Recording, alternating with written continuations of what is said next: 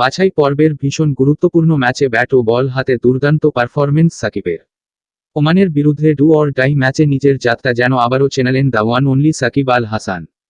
হাত থেকে প্রায় বেরিয়ে যাওয়া এই ম্যাচে টাইগারদের ত্রাতা ছিলেন সাকিবই।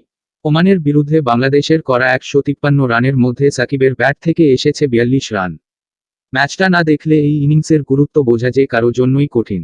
যারা খেলা দেখেছেন শুধু তারাই বুঝবেন যে প্রয়োজনের মুহূর্তে জ্বলে ওঠাটা কতটা জরুরি ছিল।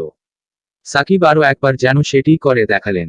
এর আগের ম্যাচে স্কটল্যান্ড বিরুদ্ধে সাকিবের ব্যাট থেকে এসেছিল 20 রান, আর বল হাতে 17 রানের বিনিময়ে তুলে নিয়েছিলেন 2টি উইকেট। অনেক প্রত্যাশা থাকলেও দলকে জেতাতে পারেননি, স্বাভাবিকভাবেই পড়তে হয়েছিল সমালোচনার মুখে।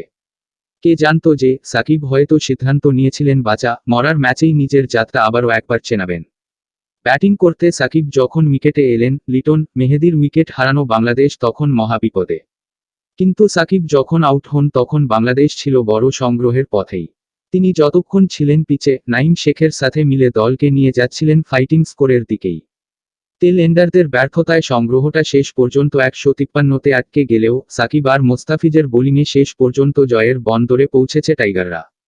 সাকিবের ইম্প্যাক্ট যেখানে, দ্বিতীয় ইনিংসের প্রথম 3 ওভার শেষে 1 উইকেট হারিয়ে ওমানের সংগ্রহ ছিল 26 রান। চতুর্থ ওভারে আক্রমণে আসেন সাকিব। 7 রান দিয়ে সাদামাটাভাবে বোলিং শুরু করলেও দ্বিতীয় ওভারে তার দেয়া 10 রান বেশ শঙ্কাই ফেলে দিয়েছিল টাইগার ভক্তদের।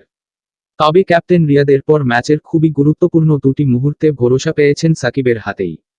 অধিনায়কের আস্থার প্রতিদান সাকিবও দিয়েছেন প্রত্যাশা অনুযায়ী। হাতে 7 উইকেট নিয়ে জয় থেকে 48 বলে 72 রানের দূরত্বে ছিল স্বাগতিকরা। এমন পরিস্থিতিতেই 13তম ওভারে সাকিবকে বোলিংয়ে আনেন ক্যাপ্টেন রিয়াদ।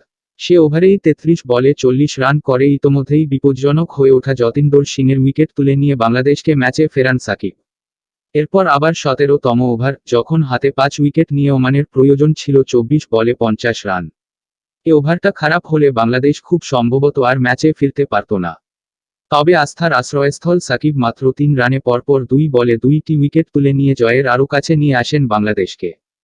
বোলিংয়ে 28 রানে 3 উইকেট এবং ব্যাটিংয়ে 6টি চারের সাহায্যে গড়া 42 রানের ঝলমলে ইনিংসের সুবাদে ম্যাচ সেরা সাকিব যেন আরেকবার বুঝিয়ে দিলেন কেন তিনি নাম্বার 1।